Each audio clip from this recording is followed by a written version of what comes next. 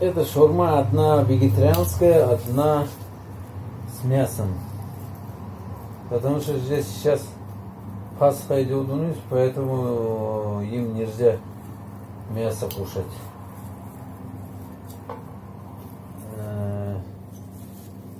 Говоря мумкины.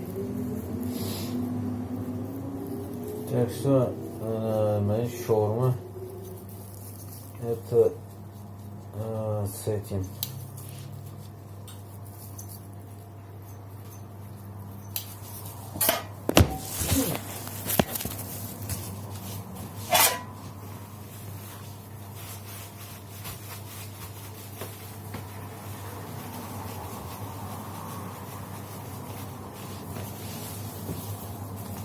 Это вегетарианская шаурма.